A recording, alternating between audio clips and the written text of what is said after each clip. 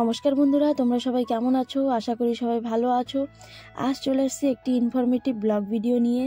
আজ এই গ্রামের একজন বুড়ো দাদুর মুখ থেকে জানবো যে ভারতবর্ষের স্বাধীনতার পর কিভাবে ইনি রায়টের জন্য তার মাতৃভূমি মানে বাংলাদেশ থেকে লুকিয়ে কলকাতা রেফিউজি ক্যাম্পে এসে এবং সেখান থেকে 1954 সালে কিভাবে এনাদের কালাপানিতে আন্দামান দ্বীপে সরকার দ্বারা পুনর্বসতি দেয়। ভিডিওটি স্কিপ না করে দেখেন কিছু অজানা সত্য বা তথ্য যা খুবই কম বই পুস্তকে লেখা আছে। নামটা বলবেন? নিত্যানন্দ বিশ্বাস। আর এখন আপনার বয়স কত?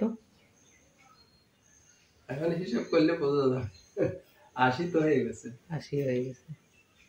মানে ভারত স্বাধীনতা আপনি দেখেছেন? আমার 44, 45, 46, 47। ওই সময় আমরা ছোট ছিলাম, মানে হালকা হালকা কথা মনে আছে ওই সময়? কথা ঠিকই মনে আছে। খুলনা জেলায় আর কি, খুলনা ডিস্ট্রিক্টে আমাদের বাড়ি ছিল। খুলনা জেলা আর কি, ওটা জেলায় জেলায় মালমারা গ্রাম। তা ওই গ্রামেই আমার জন্ম। ভারত যখন স্বাধীন হয়েছে তখন ভালোভাবে মনে আছে। ওই সময় রাইট হয়, রাইটের সময় মা, আমরা ছোট ছিলাম, মা আর কি ওই নিয়ে বাড়ি ছেড়ে পলাইয়েও থাকতে হতো, দু একদিন পলাইয়েও থাকা হয়েছে। তারপরে এদিকে জওহরলাল নেহরু ডাকছিল যে আমার হিন্দু ভাইরা যারা আসো ওই দেশে, তোমরা এই দেশে আসো, আমি এই দেশে পুনর্বাসন দেব। সেই ডাকে আর কি আমরা আসি। এই ইন্ডিয়ায় যখন আসলাম তখন ওইখান থেকে কিসে করে আসছেন এইখানে ভারতে? ওই খুলনা পর্যন্ত তো আসতে হবে। ওটাই ছিল যে খুলনা পর্যন্ত আসো, তারপরে আমরা রেলে আমরা এই ভারতে চলে আসবো। তো ওই সময় সব ওই রেলগাড়ি ভরে সব ভারতে আনলো। এক এক জায়গায় ক্যাম্প করেছিল, মানে ক্যাম্প বানায় বানায় ওই তাবু দিয়ে ছোট ছোট ঘর এক এক ফ্যামিলির জন্য দিয়ে। ওই এটা কলকাতায় কোথায় ছিল? আমাদের ছিল কৈজুড়ি, রানাঘাটের পাশে। আর রানাঘাট বড় ক্যাম্প বানাইছিল, রানাঘাটে নিয়ে রাখছে কিছু। আমাদের রাখছিল কৈজুড়ি ক্যাম্পে, ওটা নদীর ভিতর। তারপরে ওইখানে কতদিন থাকতে হয়েছিল ওই ক্যাম্পে? ওইখানে ওই আনিয়ে রাখতো আর কি লোক। তা আমাদের যে সময় নিয়ে আসে, তা আমরা বেশি দিন ছিলাম না, আমরা 7 দিন ওই ক্যাম্পেই ছিলাম ওই কৈজুড়িতে। তারপরে আন্দামানের ডাক আসলো যে আন্দামানের রিফিউজি নেবে। আন্দামানের ডাকে আমরা আসলাম। ওর আগে যারা আসছে তারা তো অনেক ওই পোর্ট বিলার আছে, যেরকম ওই মিঠা কাড়ি টাড়ি ওই সব জায়গা দিয়ে যেসব লোক বসাইছিল ফার্স্টে যারা আমাদের আগে আসছে আন্দামানে। হয়তো আমরা 54 সালে আসছি, আর ওরা হয়তো ওই স্বাধীন হওয়ার সাথে সাথে 47-48 সালে আগেই চলে আসছে অনেকে। তাদেরও অনেক অনেক রঙ্গতে কিছু বসাইছে লোক। তারপরে ওই সিপিকার ওই সব জায়গায় দিয়ে পোর্ট বিলারে কিছু লোক বসাইছে, যেখানে যেখানে জায়গা ছিল আর কি। তা আমাদের এই উত্তরাতে নিয়ে আসে। আচ্ছা, ওই কলকাতা থেকে পোর্ট বিলার পর্যন্ত কিসে আসছিলেন? আপনাদের কিসে নিয়ে আসছিলেন? মহারাজা জাহাজে। মহারাজা নামে আগের পুরনো জাহাজ ছিল, ওই জাহাজে আনে। এটা স্টিম ইঞ্জিনে চলতো আর কি, কয়লাতে। কতদিন লাগছিল আসতে আন্দামানে? আমাদের তো টাইম একটু বেশি লাগছিল, 7 দিন লেগে গেছিল। মানে একটা ঝড় বাতাস উঠে জাহাজ অনেক দূর ঠেলে নিয়ে যায়, তাতে ওই জাহাজে যত লোক ছিল তারা অনেক কষ্ট হয়ে গেছিল আর কি, ঝড় তুফানে হালপা টালপায়। আর ওরকম জাহাজে টাহাজে ওঠার অভ্যাস তো ছিল না, সেই জন্য তা অনেক নাজাল হয়ে গেল লোক, সেই জন্য ওই ইসে নিয়ে রাখছিল। পোর্ট বিলারে কোথায় আপনাদের রাখা হয়েছিল? পোর্ট বিলারে আমাদের ওই পোর্ট বিলারে তখন কি ছিল, খালি তো আমরা তো দেখছি এসে এই একটা ওই বাস, মানে ওই সামনের দিকে একটু নিচু, পিছনটা একটু ওই গাড়ির মতো, আচ্ছা ওই রকম দুটো বাস ছিল, আর কয়েকটা কার ছিল, ওই ট্যাক্সি বলতো না আগে, ওই ট্যাক্সি কয়েকখান ছিল। আর এই বাইক টাইপ এসব ছিল না, এইসব তো পরে বাইক স্কুটি এসবের নাম নিশানাও ছিল না। তো ওই মোটর সাইকেল ছিল কয়েকটা, ওই পুলিশে ব্যবহার করতো না, ফট করে আওয়াজ করতো জোর মতো, বুলেট। তো ওগুলো তো আজকাল দেখি না, ওগুলো আজ খুবই একটা। তো পোর্ট বিলার এনে আপনাদের কোথায় মানে ক্যাম্পটা বানাইছিল ওরা? আবার পোর্ট বিলার আমাদের ওই ভাইপার আইল্যান্ডে নিয়ে ওইখানে রাখে কিছুদিন, ওইখানে একটু ঘর ছিল, ওইখানে 3-4 দিন মনে রাখছিল। তারপরে এলসিটি বোটে করে আনি। এলসিটি বোট কি বোট? এলসিটি মানে কাঠ নেওয়া আগের দিনে, মানে ওই যেসব বোটে মানে বাস গাড়ি পার করে ওই ধরনের, কিন্তু তখন তো বাস গাড়ি টাড়ি ছিল না, ওই কাঠ নিয়ে লাকড়ি নিয়ে বঙ্গা ভরে নিয়ে যেত ওই চাটাম মিলে বোট। তো ওইখান থেকে কি ডাইরেক্ট এখানে নিয়ে এসছে? ওই ভাইপার আইল্যান্ডের থেকে ডাইরেক্ট আমাদের আইনে উদ্যোগতম ওইখানে উপরে একটা ঘর বানায় রাখছিল, পাতার ঘর ছোট। উদ্যোগতম বলতে এই উত্তরের এই ওই দিকে আর কি, এই নালির ওই গোড়ার দিকে, এই যে উত্তরের যে ব্রিজের যে নালাটা আছে, নদীটা, ওর গোড়ার দিকে একটা ঘুমাই পার হয়ে ভিতরে লঙ্গা লাইন যেতে ওই দিকে। তা ওইখানে আনে নামায় দিছে, তোমরা যাও উপরে যাই বসো। এই দুইটা ফ্যামিলি একসাথ করে দুটো পুলিশ দিয়ে, ওই বোস পুলিশ, ওরা বন্দুক নিয়ে সব ওই লাইন দিয়ে উপরে এনে সেই ঘরে রাখলো, টিকরির মাঝামাঝি একটা ঘর বানায় রাখছিল, তো তোমরা এই জায়গায় বিশ্রাম করো। কত ফ্যামিলি নিয়ে এসেছিল আপনাদের সঙ্গে এখানে? আমাদের আনছিল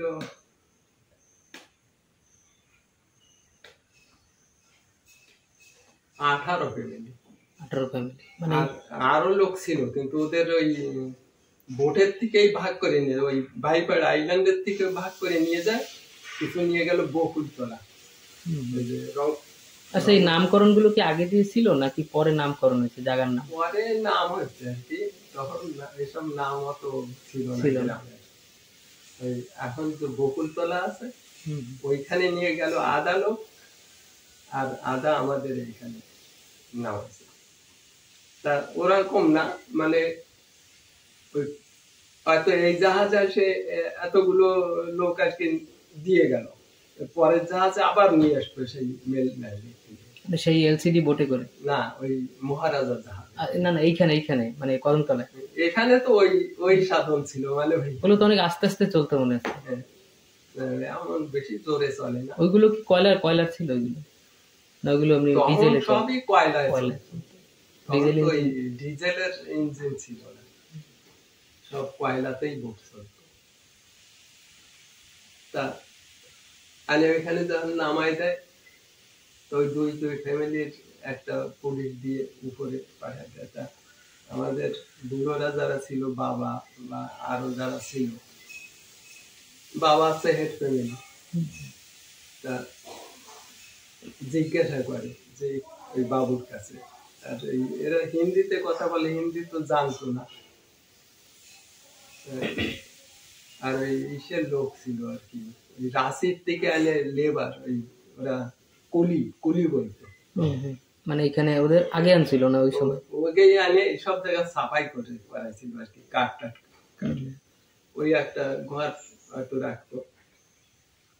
তো ওই বোস পুলিশে যখন ওই বন্দুক নিয়ে ঘরের চারিপাশে জঙ্গলের দিকে দেখে, তখন জিজ্ঞাসা করে, বাবু এই জায়গায় কি, ওই যে পুলিশে বন্দুক নিয়ে জঙ্গলের দিকে চেয়ে থাকে, তার কাছে বলে যে এখানে না, জারোয়া আছে।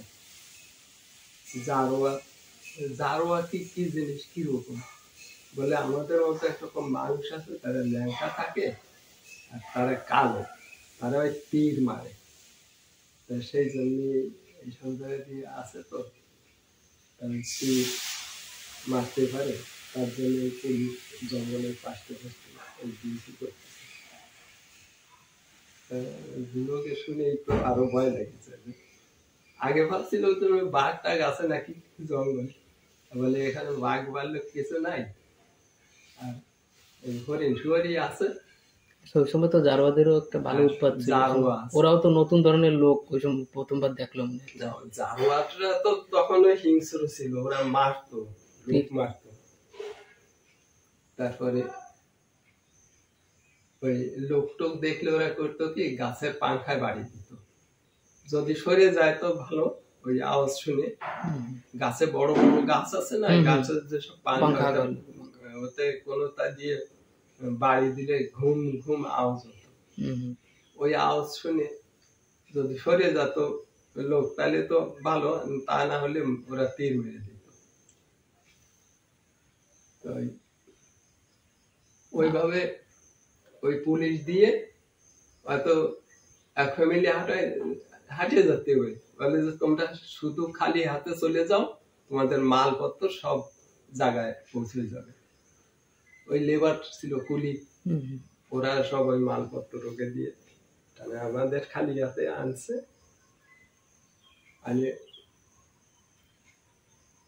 ওই এখানে রান্না টান্না করে রাখছিল ওই লেবাররা, বাবু যে সুপারেন্ট বাবু ছিল, বাবু লোক টোক দিয়ে রান্না টান্না করে রাখছে, আমাদের এখানে রাখছে, খাওয়াইছে।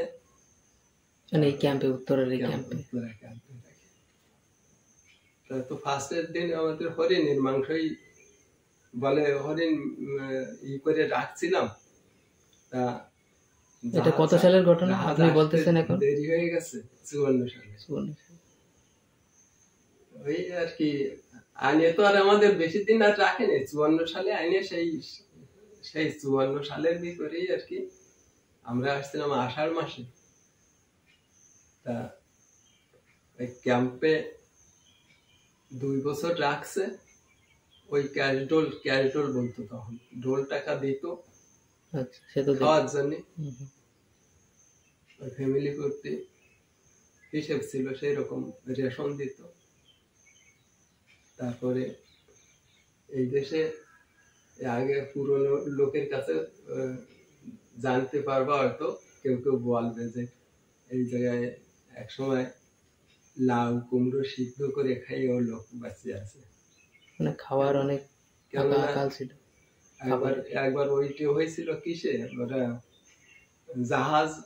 জাহাজে কোনো অসুবিধে ছিল, সেই জাহাজ আসতে পারছিল না, ওই রেশন পাতি আনতে কষ্ট হয়ে গেছিল। তার এই জায়গায় আনে আমাদের যে ক্যাম্প বানাই দিয়েছিল, ওর পাশে অনেক জায়গা ছাপাই ছিল, ওরা বিসি টিসিও আমাদের দিছিল সবকিছু, যে তোমরা এইসব বিসি গুলো লাগাও, এতে অনেক সবজি, কুমড়া, তারপরে একরকম মাছাবাজির শাক, তারপরে শশা, এসব তো লাগাইছে। ওই লাগানেও লাগতো না, তখন একটা সিজন অন্যরকম ছিল নাকি জানি না, তো বিসি একটা মাটিতে পড়লেই তাতে গাছ সেরকম চেহারা দিত, আর ওই ফলও সেরকম।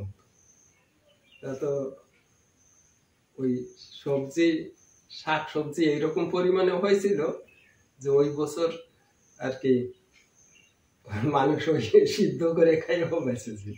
মানে ওই সময় তো ধান টান তো করা হতো, ধান টান করার ছিল না, মানে চালও বাইরে দিয়ে আসতো, সব চালটা দিত, রেশন দিত সরকারের থেকে। তারপরে তো আস্তে আস্তে সব ওই মানে জমি তো অ্যালটমেন্ট দিতে দেরি হবে, তোমরা যে যে জায়গা আছে ওই সামনে দিয়ে যেরকম উত্তরা ওই ঘোলটা, তারপরে মানে ওই ক্যাম্পের আশেপাশের জায়গা, হ্যাঁ এই সাইডে যে জমি আছে মাঝখানে, ওই যে জায়গায় গাছের জঙ্গলের ফাঁক ফাঁক আছে, ছাপাই আছে, সেই সব জায়গায় তোমরা ধান ছিটাই দাও, ধান হবে, মানে বিনা চাষে, এমনি বিনা চাষে। তো কেউ কেউ করছিল আর কি, সেটাই দিছে, ভালো দান হয়েছিল। তা ওতে তো অল্প জায়গায় হবে না, অত কে সাফাই করে বেশি দিতে হয়। তারপরে ওই জমি সাফাই করো, সাফাই করতে হতো। তোমরা বসে থাকবা কি, সরকার তো খাওয়ার দিচ্ছে সব, আরো 30 টাকা করে এক মাসে দেবে, তোমরা একটু কাজ করো এই লেবারের সাথে। রাশিরা ছিল। আচ্ছা, ওই সময় জারোয়ারা ডিস্টার্ব করতো না কাজ করার সময়? ওই পোস্ট পুলিশ ক্যাম্প থাকতো সব। আচ্ছা, ওরা সবসময় গাড়ি রাত্রিরে তো কারো বাইরে যেতে দিত না, ওইখানে থাকতো। আর ওই পুলিশ চৌকিও ওইখানে বানানো ছিল। তারপরে সুপারেন্টের যে বাবু ছিল আমাদের এই রিফিউজি আনার জন্য, ওনার ঘর ছিল। তখন ওই ওরকম ঘর বানাতো কি পাতার, বেত পাতা দিয়ে ছাওয়া ঘর। তো ঘরটা উপরে মাচান করতো, কোনো জারো টারো আসে যাতে ঠিক ঠিক না মারতে পারে, মাচানে থাকতে হতো। এরকম ঘর ছিল। আপনার সঙ্গে কোনো জারোয়ার সেরকম কোনো ঘটনা আছে নাকি জারোয়াদের সঙ্গে আপনার নিজের? না, জারোয়াদের সঙ্গে আমাদের কোনো ঘটনা নাই। তো কদমতলায় ফার্স্টে 2টা জারোয়া ধরে ব্যাট দিয়ে লোকে চুরি করতে আসছিল। সে তো যখন লোকজন ঠিকভাবে বসবাস, এটা ওই টাইমের কথা। ওই টাইম কিন্তু অনেক পরে আর কি, যখন ওই জারোরা তখন জমি জায়গা করে সব লোকে, তখন জারোরা তীর মারত। তো জারো ওই মানুষ হয়েছে যখনের থেকে, তখন তো ওই 2টা জারোয়া ব্যাগ দিয়ে আর কি ধরছিল সকালে। ওরা আসে চুরি করতো, ওই কলা কচু তা যা পাতো ওইগুলো নিয়ে যেত। তা 2টা আর কি ওই রাত হয়ে গেছিল, ওই সময় পাহাড়ের দিকে যাচ্ছে, সেই সময় কেউ তো ওই ভ্যান যাত্রীরা দেখবে, মানে ওদের তো কোনো মানে ওরা জমির ভিতরের দিকে ছিল, পাহাড়ে উঠেই গেছে, প্রায় সলক হয়ে গেছে। মানে ওরা বেরোতো রাত্রে, ওরা রাত্রে আসতো, আর আপনাদের রাত্রে কোথাও যাওয়া ছিল মানা। তারপরে ওই আর কি একজনে দেখে ডাক দিয়ে হই দিছে যে এ জারো জারো করে। চারিদিক থেকে লোক তখন পরিষ্কার, ভোর হয়ে গেছে সকাল, জারো জারো করে যে গাড়ি দিয়েছে ওটা দৌড় হয়ে কিছু উঠে গেছে, মানে আর 2টা উঠতেই পারছিল না। একটু বেশি বয়স না, আমার একজনের মানে 11-12 বছর ওইরকম হবে, আর একজন একটু ওর থেকে একটু বেশি বয়স, স্বাস্থ্য শরীর ভালো বেশ। তারপরে সব লোক চারিপাশে বের হয়ে গেল, ওরা যে জায়গা দিয়ে ঢুকবে সেই সাইডে লোক বেড়ে গেল। তখন মাঝখানে ছিল, মাঝখানে ওরা পড়ে গেল।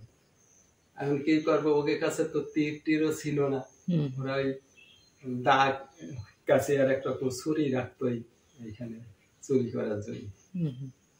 তাই যখন সব লোকে এসে ঘিরে নিচে চারিপাশ দিয়ে, তো আমাদের এই প্রফুল্ল ম্যানেজার করতো, একটা দোকানে ম্যানেজারই করতো, দেখে প্রফুল্ল ঘরা, উনি হিম্মত করে ধরতে হবে, ধর, মানে আগে গেছে। তখন এই যে ওর কাছে যে ওই ছুরি ছিল তা জানতো না, ফট করে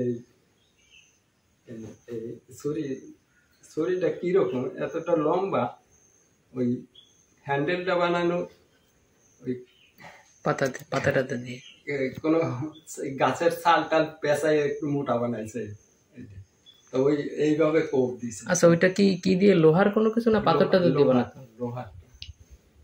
লোহা ওরা অনেক আগের থেকেই ব্যবহার করে, কেন ওই এই জায়গায় যখন ওই ব্রিটিশের টাইমে যে সময় কাজ হতো ফরেস্টের, তখন এই লাইনের পাটি টাটি ছিল, রেল পাটি টাটি লোহা ওরা পাইত। তখন ব্রিটিশ যখন এই দেশে কাঠের চালাতো, তখন ওরা লোহা পাই গেছিল।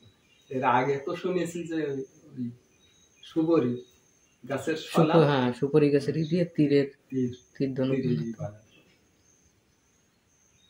পরে তো লোহার তীর বানাই। আচ্ছা, জারোয়া দুটোকে পরে কি ছেড়ে দেওয়া হয়েছিল? না, জারোয়া দুটোকে ওইভাবে, তারপরে লাঠি ছিল হাতে, যে সময় ছুরি মারিয়ে দিয়েছে সেই সময় লাঠি দিয়ে এই জায়গায় বাড়ি দিয়েছিল। তাতে একটা নাক দিয়ে ঠাক দিয়ে রক্তও বেরিয়ে গেল। ধরে তারপরে পুলিশের কাছে দিয়েছিল, পুলিশে এনে থানায় নিয়ে আটকায় রাখলো। মানে ওদের এমনি কিছু তো হয়নি, পরে ছেড়ে দেওয়া হয়েছিল? পরে ছেড়ে দেওয়া হয়েছিল ওদের? হ্যাঁ, পরে রাখে, তারপরে ওই অফিসাররা আসে সবাই। আর আমরা তো একেবারে মানে যত লোক ছিলাম উত্তরা কদমতলায়, তারপরে বাইরে যত খবর শুনছে সবাই আমরা দেখতে গেছি, দেখে দাঁড়ায় রয়েছে সুন্দর। ওই ফার্স্টে দেখছি আর কি জারোয়া। তারপরে ওদের কি হলো যে নিয়ে যাওয়া, ওই পোর্ট ব্লেয়ারে তো নিয়ে গেছিল, কিন্তু দিল্লিতেও নাকি নিয়ে গেছে, তা তো ঠিকভাবে জানি না। মানে জারোয়াদের? হ্যাঁ, ওই দুটোকে আবার দেখায় টাকায় ওই উপরের থেকে অর্ডার আছে যে জায়গায় ধরা হয়েছে ওদের সেই জায়গায় ছেড়ে দাও। ওই ওদের ওই রেশন টেশন এটা সেটা দিয়ে, মানে জারোয়াদের রেশন দেওয়া হতো? ওই কলা টলা ওরা যা খায়, হ্যাঁ, একটা শুয়োরও নাকি দিয়েছিল। আচ্ছা, ওই সময় তো ওরা জামা প্যান্ট তো দিত না মনে হয়? না, তারপরে ওরা যে জায়গায় ধরছিল ওইখানেই ছাড়িয়ে দিয়েছিল।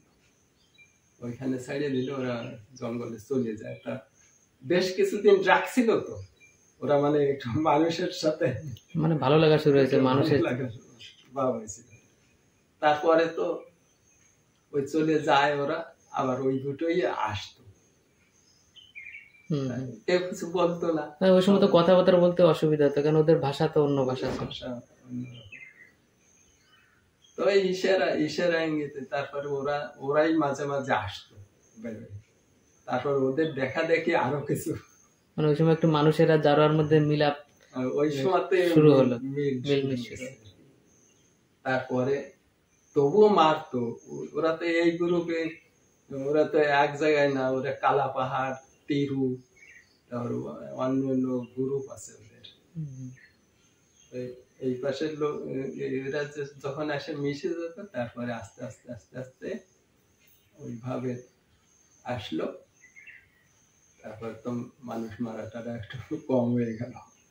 তাহলে এখন তো আর বিলকুলই মারে না, এখন হিন্দি টিন্দি ওরা ভালো বুঝে গেছে, ওরা হিন্দিতে কথা বলতে পারে। আর এখন তো জামা প্যান্ট আমাদের এখন এই কদমতলায় ওদের ট্রিটমেন্ট করার জন্য মেডিকেলও রাখছে, ওদিকেও আছে। না, এখন তো হিন্দি কথাটা সুন্দর বলে শিখে গেছে, এখন হিন্দিতে ওরা ভালো হিন্দিও বলতে পারে, বাংলাও তো বলে দিকে। এই যে ওদের রাখার জন্য কয়েকটা লোক আছে না এখানে, ওরা তো বাংলাও বলে ওদের সাথে, আর ওদের ভাষা ওরা শিখে গেছে ভালো।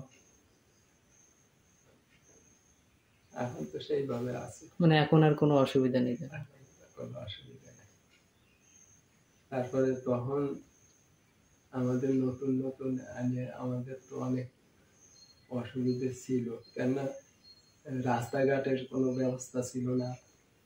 তারপরে কোথাও যেতে হলে এই পর্যন্ত কাদা পাড়ায় যেতে হতো, এখন তো রাস্তাঘাট সবকিছু হয়েছে। তারপরে ছিল ওই পোর্ট ব্লেয়ারের থেকে বোট আসতো। বোট কোথায় আসতো? বোট মানে ওই কতগুলো বোট ছিল, যেরকম শীতল ছিল একটা বোট, তারপর মহাবীর কই একটা বোট ছিল। এইসব বোটগুলো চালাতো আমাদের রেশন পাতি আনার জন্য, তারপরে প্যাসেঞ্জার নিয়ে পোর্ট ব্লেয়ারে যাওয়ার জন্য। ফার্স্টে তো জেটি ছিল না, ওই বাইরে এনে লঙ্গর করতো, তারপরে একটা ডুঙ্গি ছিল, ওই ডুঙ্গিতে এসে সব মালটা নামায় দিয়ে। ওই সময় তো লোকের সংখ্যাও কম ছিল, অল্প লোক ছিল, খালি আমরা রিফিউজি যারা আর কয়েকটা ওই রাশি টাসিরা যারা কাজ করাতো ওদের কিছু ওইভাবে এনে। তখন এখন তো মাছ পাওয়া যায় না, তখন হরিণ শুয়োর খেটা খায়। তো এই এই যে কেউ কেউ না জমি করতে পারতো না, যখন আমরা আমাদের গরু বাছুর দিছে তখন জমি করতে মানে যদি কেউ একটু ধান টান লাগাতো তবে ডিউটি ঘর বানানো লাগতো। এত পরিমাণে ছিল। জমির ভিতরে মাচান করে মাচা উঁচু করে একটা ঘর বানায়, ওর ভিতরে যে খাইয়ে দেয় যায়, ওর ভিতরে শুয়ে থাকতো, 5 ব্যাটারি লাইট থাকতো, ওই লাইট ধরে ওরেন থাকে। ওর ওই সময় তো কোনো নিয়ম, সরকারের কোনো নিয়ম কানুন ছিল না যে মারা ফাইন বা জেল বা কিছু সাজা হবে। তারপরে কি করতো বলতো, তোমরা হরিণের উৎপাতে তো এই তোমরা ফান্দা দিয়ে বাঁধাও, ওগুলো বাঁধায় বাঁধায় এসে পোর্টবেলিয়ারে পাঠাও। ওই পোর্টবেলিয়ার থেকে লোক আসতো ওই বোটে, আমরা ওইরকম ধরে খড় বানায় বানায় রাখে দিতাম। তা ভোটের দিন নিয়ে সব ওই জেটিতে নিয়ে লাইন দিত, সাজা হয়ে রেখে দিত। 20 টাকা, 25 টাকা, 30 টাকা একটা হরিণ। না ওই সময় তো টাকার দাম সেরকম ছিল। পরে যখন সরকার ঠিক হয়েছে তখন ভালো হয়ে গেছিল। তারপরে বাবা বলে যে দেশে থাকবো না, ওই ছেলেবেলে নিয়ে যে কোন সময় কি হবে, পাকিস্তান হয়ে গেছে, হিন্দুস্তানে যাও। আমাদের ছিল জমি জায়গা টাকা সবই ছিল। এখন ওইগুলো আছে? আপনাদের কেউ আত্মীয় স্বজন? আত্মীয় স্বজন আছে, মামারা আছে। আমাদের আত্মীয়র ভিতরে মামারা তো এখন নাই, তার ছেলেপেলেরা, মামাদের ছেলেপেলেরা আছে ভাইরা। তো পরে আর কি ওই ওদিকে গিয়েছিলেন ঘুরতে? না, আমার দাদা 2-3 বার গেছে। আমার দাদা ওই অ্যানথ্রোপোলজিক্যাল অফিসে কাজ করতো, মানে ওনার একবার পোস্টিং হলো, ট্রেনিং না কিসের জন্য যেন ওইখানে ট্রান্সফার হয়ে গেল ওই কলকাতায় জাদুঘরে। তো ওইখান থেকে আমার দাদা গেছে। তারপরে যখন ওই কত সালে বাংলাদেশ 71 সালে 1971 স্বাধীন হয়ে গেল না, পূর্ব পাকিস্তানের থেকে আলাদা, মুজিবরের টাইম 1971 সালে, তখন ওই এইটা মিটে গেলে যখন মামারা মানে রাইট টাইট কমিটি সব ঠান্ডা নরমাল হয়ে গেল। যারা জায়গার লোকও তো এই পাশে নিয়ে চলে আসছিল সব যুদ্ধের সময়, যখন ওই মুজিবরের পাকিস্তান আর বাংলাদেশ ওই পূর্ব পাকিস্তান যখন ওই লড়াই হয়, তখন ওই জায়গায় হিন্দুরা সবাই উঠে চলে আসছিল এই দেশে। তখন বর্ডার ছাড়িয়ে দিছিল, সব এই পাশে হিন্দুস্তানে এসে ছিল। তারপরে যখন আবার ওটা ঠিক স্বাধীন হয়ে গেল, তখন আবার যার যার বাড়ি সেই মানে বাংলাদেশে চলে গেল। তা ওই সময় ঘর বাড়িটা তো কিছু ছিল না, ওটা মামারা যখন ফিরে চলে গেল, নিয়ে গেল আবার, তো খুঁজিয়ে নিছে। যারা আন্দামানে আসে ছিল আত্মীয় স্বজনের দ্বারা, তাদেরও পরে যখন স্বাধীন হয়েছে সব পুলিশে করে নিয়ে গেছে খুঁজে কোন জায়গার লোক, কোন জায়গা থেকে আসছে। তারপরে ওই সময় আবার দাদা আবারও গেছিল দেখার জন্য, দেখে আসছে। আছে আমার মাস্টার তো ভাই আছে, মামার কথা হয়, ফোনে কথা হয়, কথা। তো ওরা আসছিল কত কোন সময় আন্দামানে দেখতে? আপনি একজন আসছিল আমার এই মাসিমার ছেলে। তো সে কি বলে, আন্দামান কিরকম লাগলো? আন্দামান ভালো লাগছে, কিন্তু ওই যে মায়ের টান তো ছাড়তে পারে না। ভালো লাগলেও তো এখানে তো থাকতে তো দেবে না। না, সে তো এখন তো নিয়ম কানুন চেঞ্জ হয়ে গেছে, নাগরিকত্ব ওই দেশের নাগরিক, পাসপোর্টে আসা লাগে, পাসপোর্টে আসছে। তা ওই সে আমার মাস্টার তো ভাইয়ের ছেলে একজন এই কলকাতায় আছে, কলকাতায় ডাক্তার, ওই জায়গায় তো ডাক্তার আছে না, ডাক্তারি করে অনেকে। আচ্ছা আচ্ছা, মানে বাংলাদেশের কিন্তু কলকাতায় এসে ডাক্তার, কলকাতায় ওই জায়গায় সেট হয়েছে, ওই জায়গায় থাকে। বাবা বাংলাদেশে, আমার সেই ভাই তো আসে 3-4 মাস পরে একদিন আসে, পাসপোর্ট আছে। আচ্ছা, কোথায় মানে এই আসে ছেলের কাছে। আচ্ছা আচ্ছা, তা উনি একবার আসছিল পাসপোর্ট করে, এই তো কত 5-6 বছর আগে। আর এখনের জেনারেশন এই যে আপনার মুখ দিয়ে কত নতুন জিনিস জানতে পারলাম, তো না শুনলে তো জানতামই না।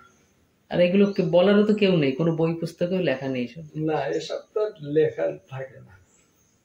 এই যে যেমন ঠিক আছে ওইসবের আপনাদের কলকাতা দিয়ে ফোর বিলারে নিয়ে আসা হয়েছে, এইসবে তো পাওয়া যাবে, কিন্তু এই যে উত্তরায় এই আসার পরে এই যে 1954 সালে যখন আপনাদের নিয়ে আসে, এরপরে এইখানে কি কি ঘটেছে তাই সেইগুলো তো কোনো বই পুস্তকে লেখা নেই।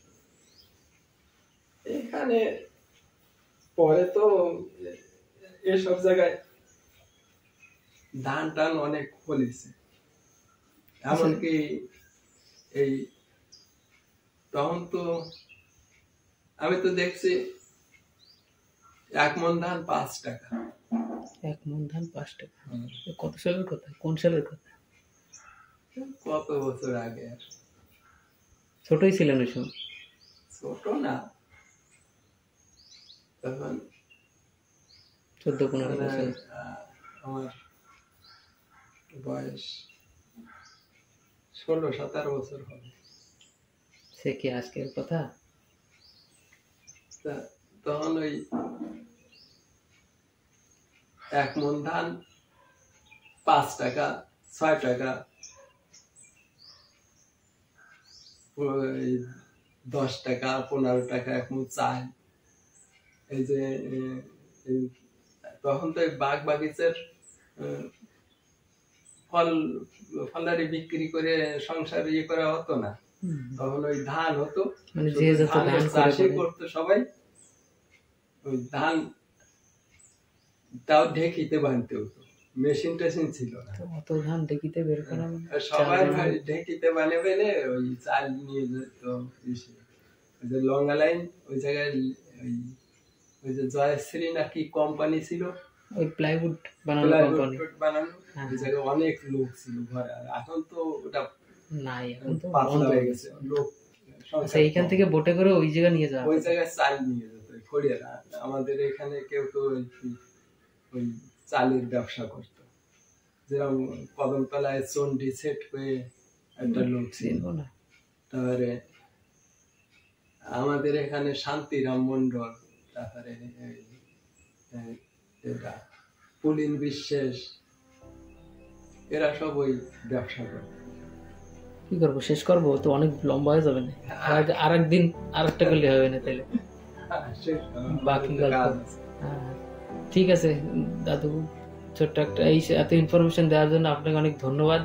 আরো তো অনেক কিছু জানার ছিল, কিন্তু একদিনে সম্ভব হবে না, তো আমরা আরো একদিন আসবো আপনার কাছে আরো নতুন নতুন গল্প শোনার জন্য। ঠিক আছে।